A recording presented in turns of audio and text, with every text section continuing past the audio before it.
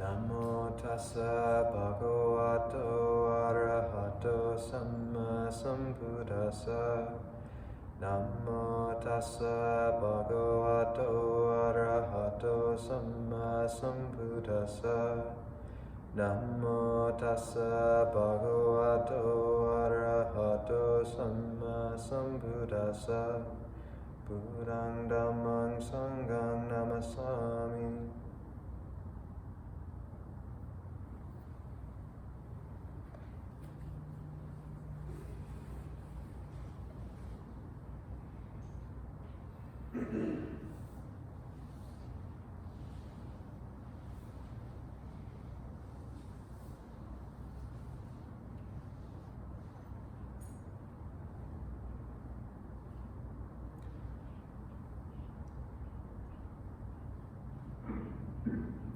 So there's a few motions in the heart and in a life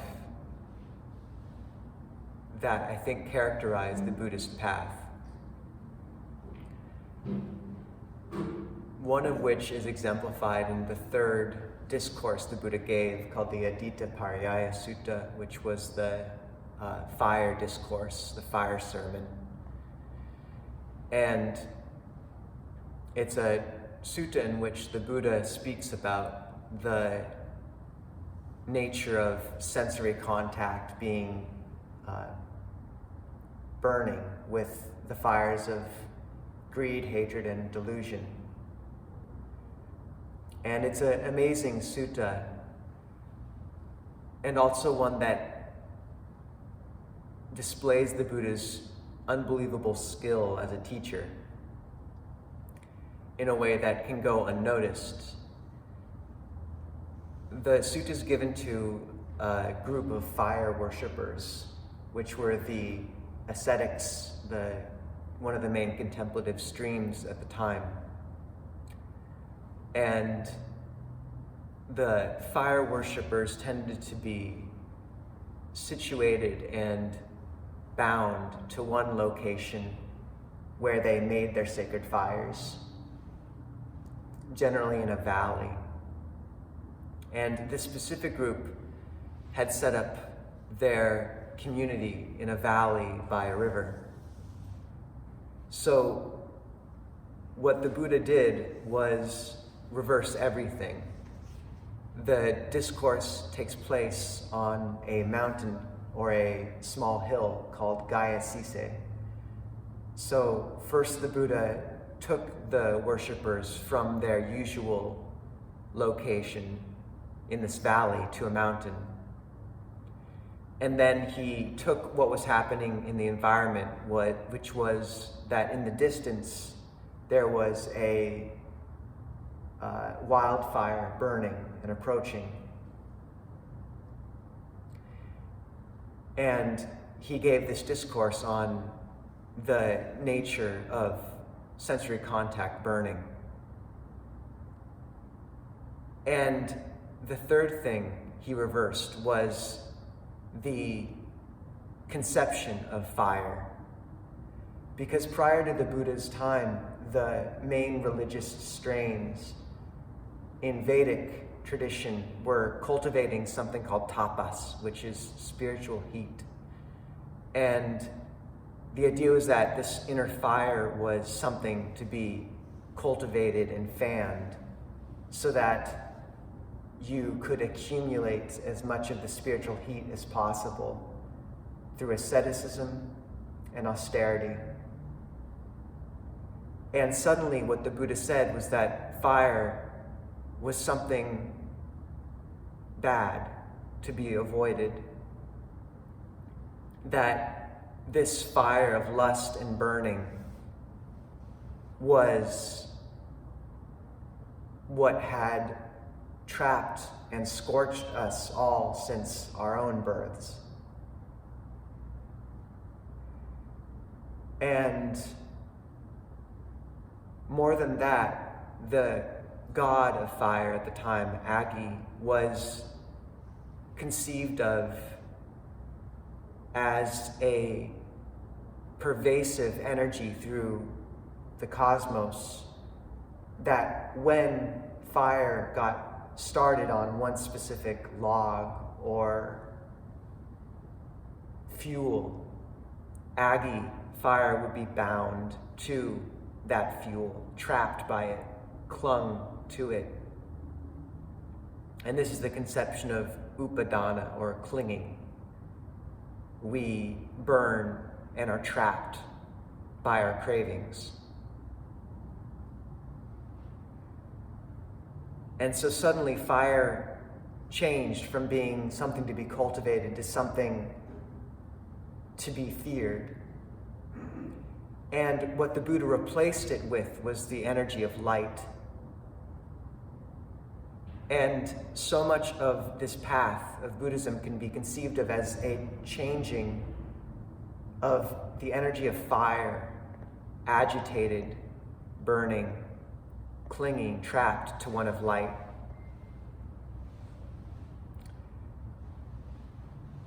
Venerable Bhikkhu Bodhi was speaking recently to Ajahn Kovilo about how to translate enlightenment or awakening.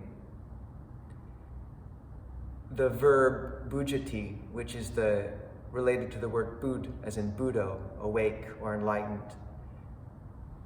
means more literally to awaken.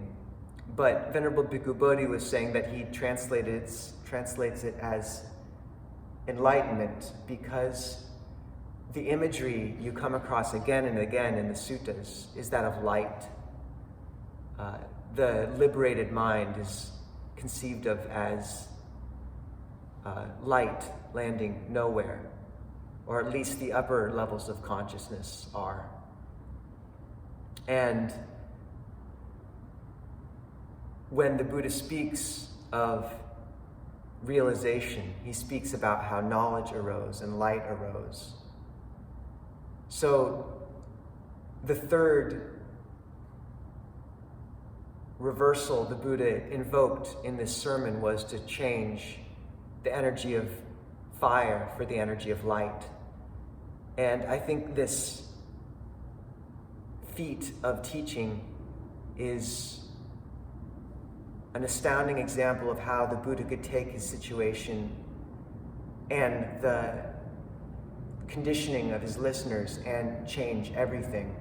And the suttas say that this discourse resulted in the awakening of a huge number of people. The other motion involved in the teaching and the path is one of a lightening of loads, a shedding of heaviness. And both of these relate specifically to the idea of what we call the khandhas in Buddhism, the five aggregates, which is the form, body aggregate, feeling, vedana, pleasure, pain, and neutral, perception, sankhara, which is volitional formations, which is a confusing term which deserves far more explanation, and then consciousness. And these five, what we call aggregates, can be thought of as either an aggregate is a mass, a heap. So it can either be a heap of something we carry. These are the things that we take as ourselves and that we attach to and cling to. But it can also be taken as a heap of flame. So when we cling to and identify with the aggregates, with this body, with our feelings, with our views, which is a type of sankhara, with our perceptions, with our specific state of consciousness, we take on a load, and there's a sense of heaviness. And we also bind ourselves, as fire does, to a fuel. And what results is a state of being that is agitated, constricted, trapped, and burning.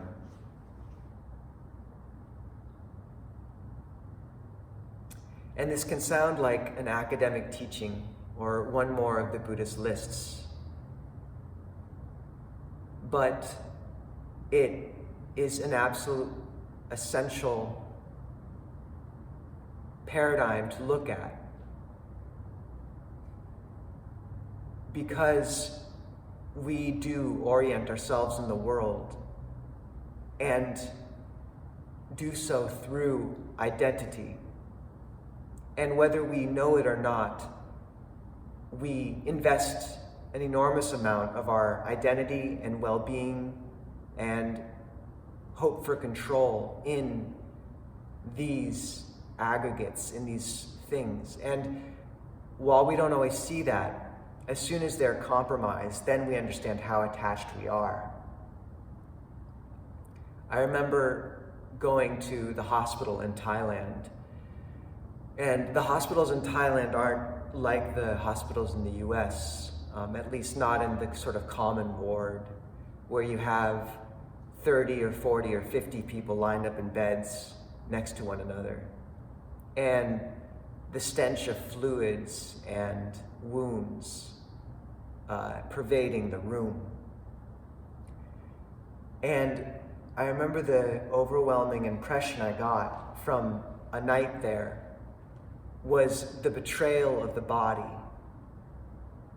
What happens when suddenly people realize that this body is not under their control, that it never was. And when there's been no wisdom cultivated over a life and no distance or perspective on the body, then that can be a shock that destroys someone and ruins whatever equanimity they might have had. I was listening to a talk recently by Ajahn Nisabho, an interview he had with one of the stewards at Birken Monastery, called How the Wise See Cancer.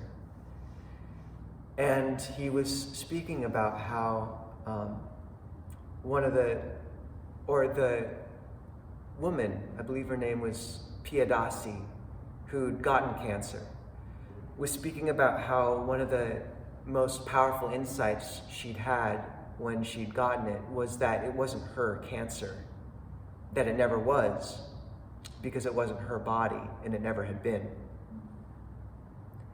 And how that was a huge load off, and how none of the other people at the lunch table at the chemo clinic really understood what she was talking about, but that it was a hugely helpful recollection for her. And similarly, Ajahn Nisabho was reflecting that people get the bad news, or a doctor calls someone in with a diagnosis of cancer and says, "Look, I have some bad news for you." And Ajahn Nisabho's reflection was, here's the news, it's not news, and it's not bad. It's just what it is. In the sense that as soon as we are born, we can expect that there's an extremely high likelihood that we will get cancer or something like that. And that this is part and parcel of birth and of having a body. And I don't feel like I could speak in quite those terms. I've never been through something like that. And I think these reflections would be something that would be best spoken by someone who'd actually gone through that gauntlet. And yet, the essence of that reflection, that this is not news, speaks to the wisdom of Piyadasi, the practitioner in this interview. How she was able to see that even this body that she'd so attached to was just that much, just a piece of nature that she would have to give back.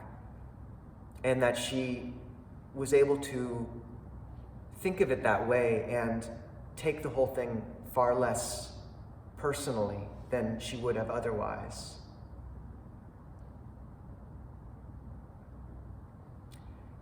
So Ajahn Nisabho speaks about the khandhas, these five aggregates, as 5 loads of bricks we tend to carry, but that the essence of the path is to take those bricks and lay them out into a road on which we can walk towards liberation or complete awakening.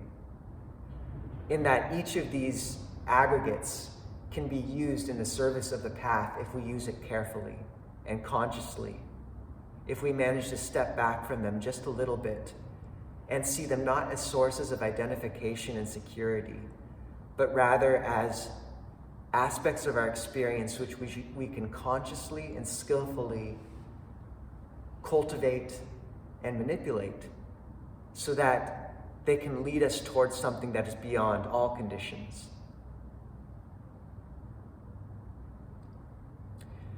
So with the body, this can be as simple as taking care of it well, and beginning to see it for what it is, which is a complex but somewhat impersonal source, collection of different components.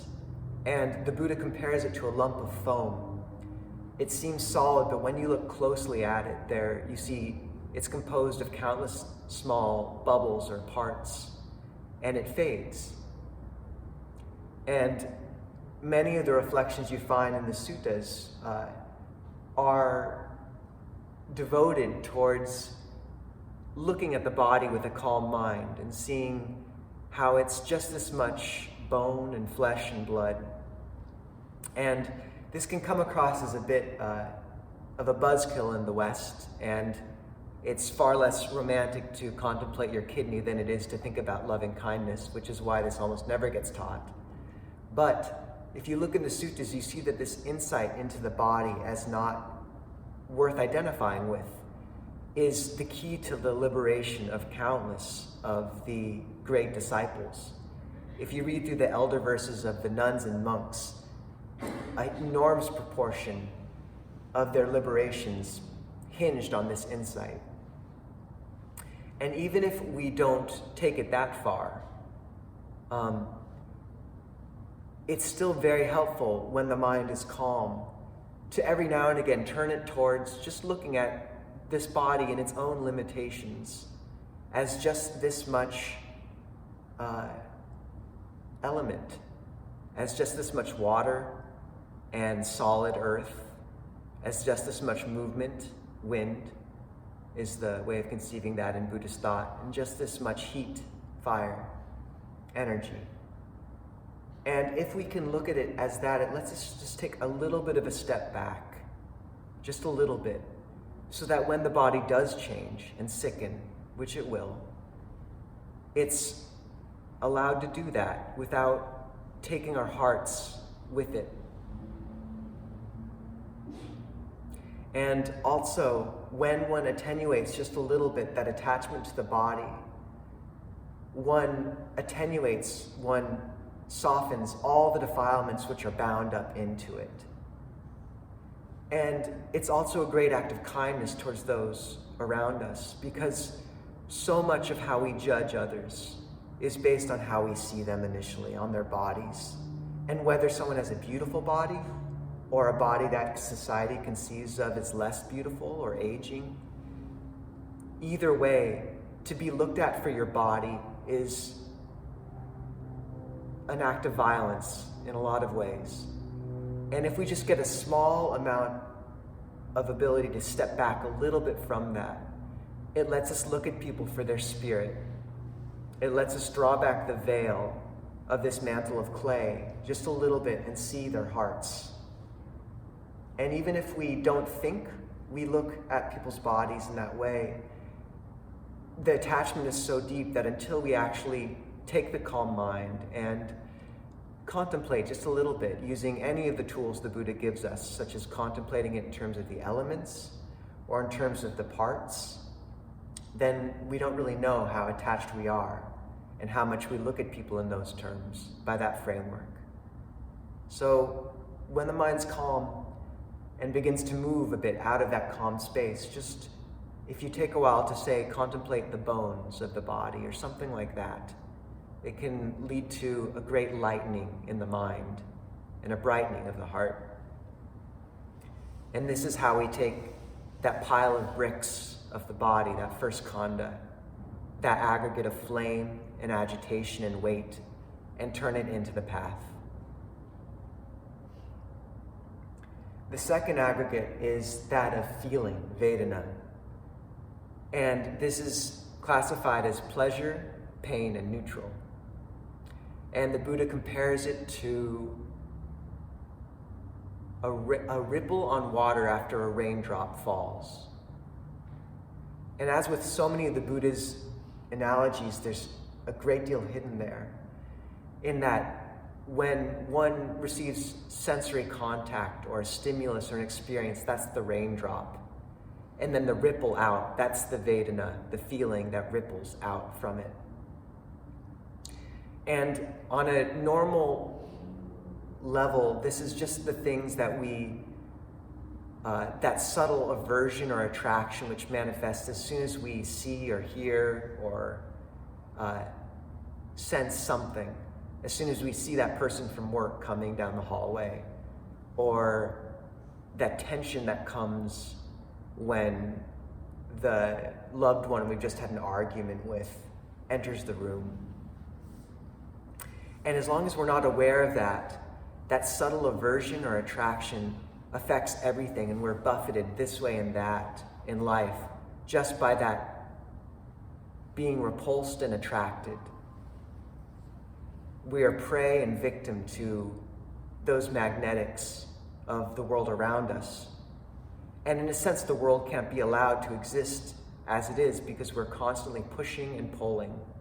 And whether we're holding something at arm's length or holding it close to our chest, both involve gripping it with our hand. So the Buddha classifies feeling into worldly feeling, which is this attraction and repulsion from the world, or neutral, which is boredom, apathy, drowsiness. But he also gives us spiritual feelings, otherworldly feelings, which are part of the path. So an enormous part of this path is replacing the push and pull of those sensory pleasures and pains with otherworldly or spiritual feelings. So instead of seeking and orienting our lives around positive sensory contact, trying to get as many good tastes as we can, or experiences, good friendships and relationships, which are very refined and beautiful ones, things to pursue, but still fragile and changeable. What we do is we replace that with spiritual, positive, pleasant feeling. So that would involve loving kindness, concentration, the joy of being blameless, of keeping good morality, that deep sense of self-esteem and purpose, and the feeling that we have a goal and a duty in life that is worthy and sustaining at its most profound level, to orient our entire lives towards awakening. And then even experiences which formerly we would have been repulsed by because they were painful become part of the path and pleasant in that. Han Shan, a famous teacher, said that after a time, all things on the path become joyous, because when you encounter a pleasurable experience, it's pleasurable. But when you encounter a painful experience, it's an opportunity to use your Dharma strength, which is also pleasurable. So you win either way. You're replacing all feeling with pleasant spiritual feeling. Neutral, worldly feeling involves boredom, apathy, drowsiness. Whereas spiritual neutral feeling is equanimity, equipoise. To be able to step back just a little bit from the phenomena of the world and look on it with equanimity when there's time for that.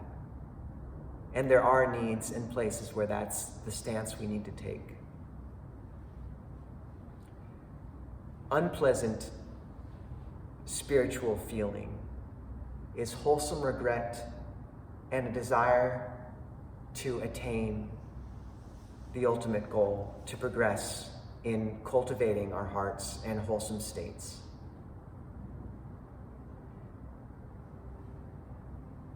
Frequently, this Buddhist path is conveyed as, or articulated as, one just completely of being content with everything. But that's not the case. We cultivate contentment with our lives and with our material surroundings. But there's a place for understanding that we have a long way to go in terms of cultivating our hearts and our lives to become better tools for awakening. And that desire to attain one's goals, to attain a state which is beyond what most of us can conceive, that's a wholesome thing to look to. That's a wholesome desire.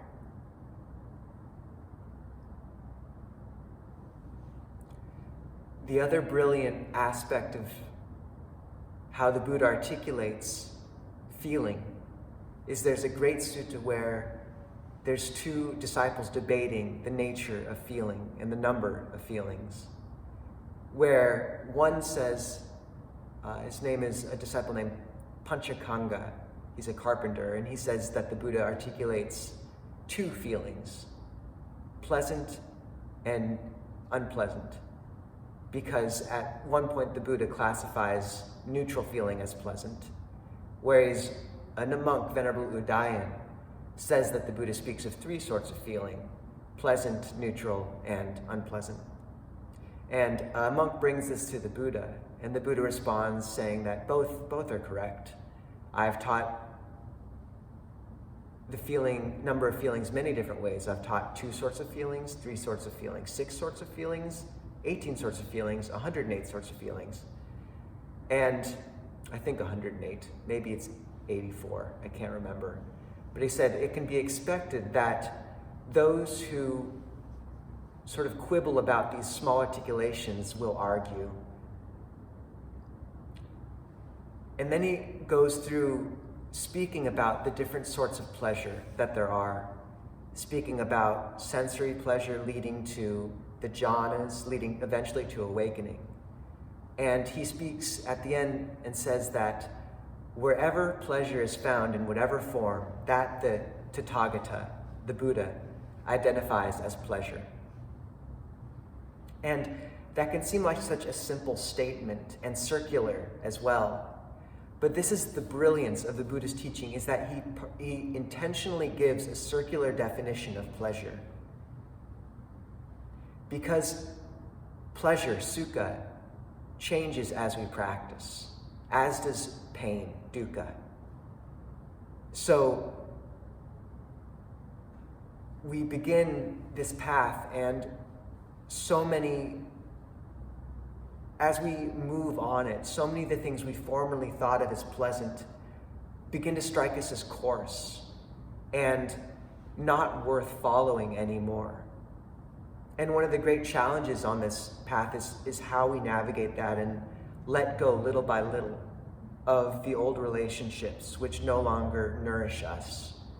How suddenly, watching the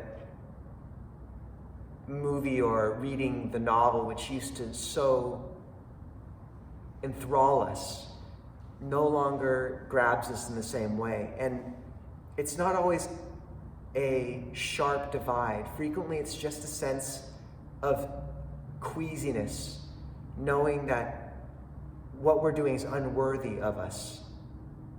And that's the sense. We're wasting our time. And what formerly had been pleasant is no longer pleasant. And what formerly had been unpleasant, which for many people sitting alone quietly in your room with your eyes closed sounds like pretty much hell. And yet more and more, as you stay home, as you do cultivate this internal peace, a brightness grows, and that becomes deeply nourishing. And this strange reversal continues until you come to a point where in one sutta, the Tuataka Sutta, the Buddha says that what the world considers pleasant, the noble ones consider painful. And what the noble ones consider pleasant, the world considers painful. It's as if we already walk in the Garden of Eden, but it's the negative space that we don't see. Carl Jung says we miss God because we don't look low enough. Ajahn Nisabho says that we miss peace because we look past it.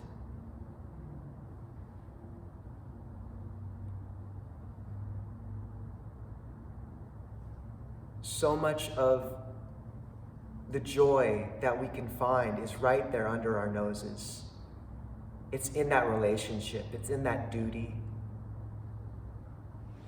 And yet, we're constantly seeking, and so we walk past it.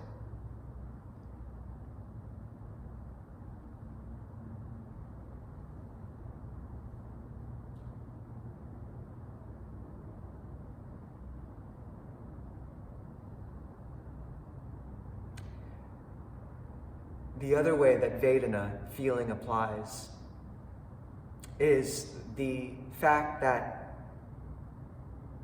the Buddha speaks about how we feed and gain nourishment off of 4 different bases, and 3 of those mental ones include contact, intention, or sankhara, volitional formations, and consciousness. And feeling is intimately related to contact. It's the sense of nourishment and charge that comes from experience. And when one closes one's eyes in meditation, suddenly you're cutting off 2 sources of how we usually sustain ourselves, which is that sense of contact, of sensory stimulus coming in, and of consciousness, of sort of conscious mind being brightened by that same sensory stimulus. So all that our minds are left with is sankhara, volitional formation, the sort of churning out of stories, which is why initially when we meditate and close our eyes, we've cut off 2 sources of food for our minds, and all we're left with is this sort of volitional formation source of food. Which is why when we begin to meditate, we just can't stop thinking. We just think and tell ourselves stories, which we've told ourselves 100 times before, and go over the same argument again, because our mind is no other source of food.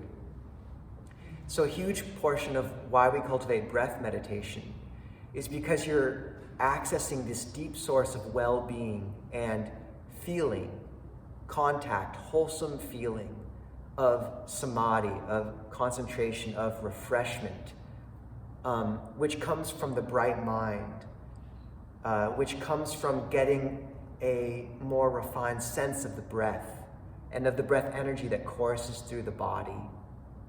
And when that happens, then those sources of nutriment for the mind, contact, which is related to feeling, this pleasant feeling that comes from that, and consciousness, this brightening of consciousness from that same contact, the mind begins to feed on that. And so that source of nourishment of sankhara, of volitional formations, of this constant thinking can die down, because the mind can feed instead on this sense of wholesome brightness. And you know this. When the mind is happy, it can just rest in still, bright awareness.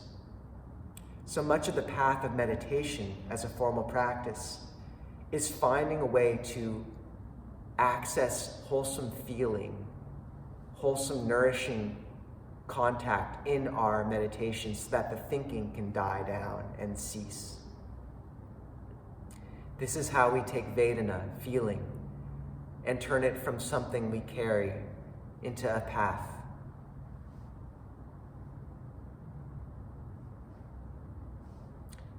Well, there's 3 more, but I think we've already gone through 35 minutes. So that might just have to wait till next week. But I think it's significant in that the khandhas, when we speak about letting them go, about decreasing attachment to them, we so often have this intuition that when we do that, if Buddhism is all about putting things down, unidentifying ourselves with things, letting go, there's this intuition that what's left is just a blankness. And any talk of emptiness in Buddhism also has the same connotations for our minds. And it's important to understand that when the Buddha speaks of emptiness, when he speaks of releasing one's white-knuckled grip on these khandhas, he's not speaking of emptiness of everything. It's emptiness of self and of being filled with reality.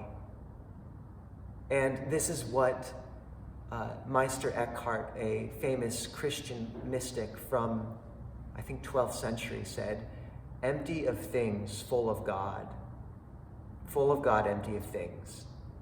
And it's no accident that the Desert Fathers were in the desert, where it's empty, or that so many enlightened beings came out of Tibet. If we can find space in our lives to step back from these things we've clutched for so long, then we find that we step into a wide open vista of blessings.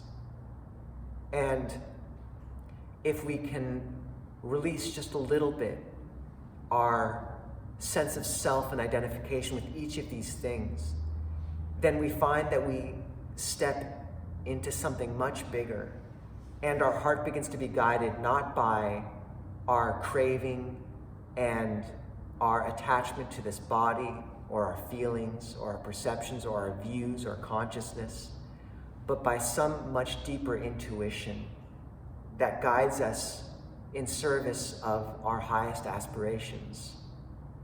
And then each of these elements of our experience, these 5 aggregates, become a tool and a conscious thing that we use. And you can see it very clearly with people who've progressed far along the path, is they don't become alienated from these elements, but they aren't bound by them. They can hold them lightly.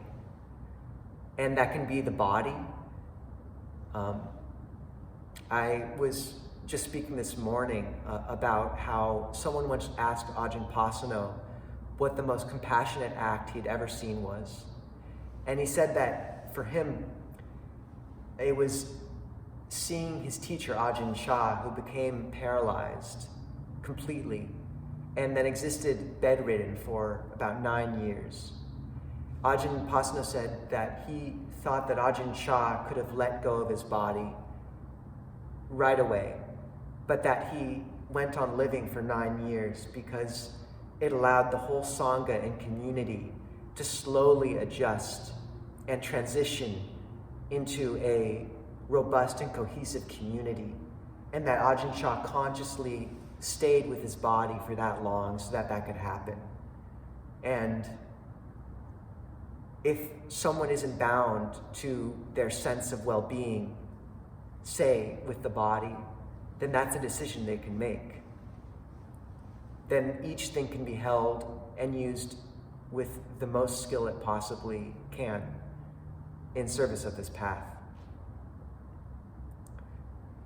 So, I think that's enough for now. And it's great to see everyone.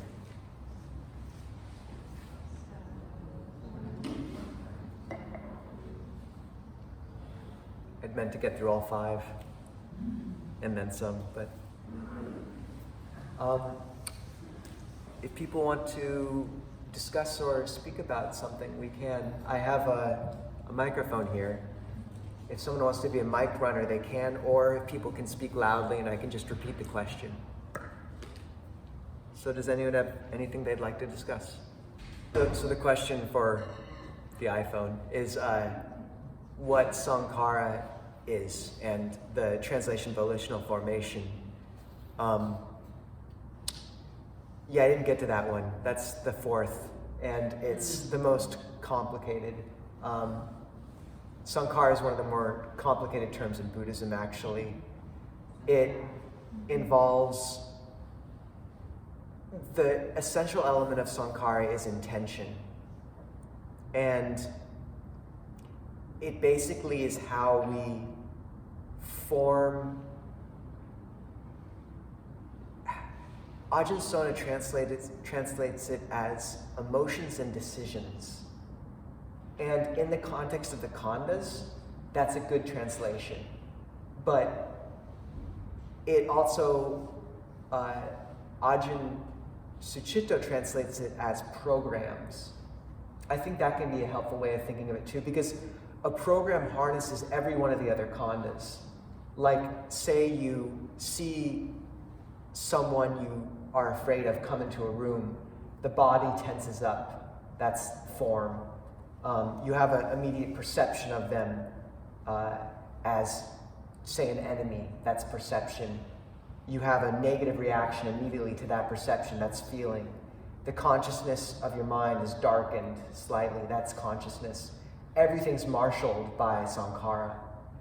But Sankhara is also very powerful because it's the one khandha, the one of the aggregates which actually causes all the others. It causes kama, because it's the only one where intention is involved. So it's where you have a chance to make a decision.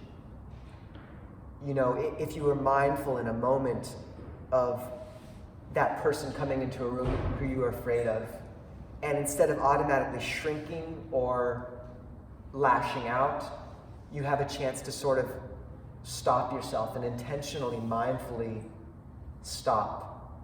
And say even cultivate a perception of love to sort of counteract that, or at least of restraint. That's altering, that's applying a new sankhara and creating new kama. And that's where we can really create a difference in our lives. Otherwise, these programs run completely of their own accord. And there's this great line in the Dhammapada where the Buddha says that those who are mindful never die, whereas those who are mindless are as if dead already. And you really see it is that as people grow older, as the years pile on, sankhara is crushed over one after another. And that sort of spark of life, what we might call the chitta, the mind-heart, that you see so clearly in kids. You know, you can see it shine in them. They're just spontaneity and joy. Joy, what is it? Joie de vivre? What's the French term? Anyone? French? Joie de voir, sure. Yes. You know, it's gone. And what you end up with when people hit 30 or 40 or 50, if they haven't practiced mindfulness, you can't even see that spark except rarely. And it's just, people are just a set of programs that runs on autopilot through a life. And you really feel it when you meet people like that. It's just, you know, you talk about the same things again and again, and there's no spark of life anymore. So sankhara can be that, if there's no mindfulness. But if there's mindfulness, that's where life can enter the system. And that's where consciousness and programs can be consciously manipulated and altered. And that's just sankhara in the context of the khandhas, but it's used in other contexts. It can effectively mean everything that's not nibbana. But that's another discussion. So, good question. Yeah, in the set of analogies that the Buddha gives for the khandhas, form is a lump of foam, feeling is the ripples from a raindrop, perception is a mirage. Sankara is a plantain tree, which means you can unwrap it again and again until there's no core. I think an onion's a better metaphor for us Westerners. And then consciousness is a magician at a crossroads. So those are tantalizing teasers for next week. Yes.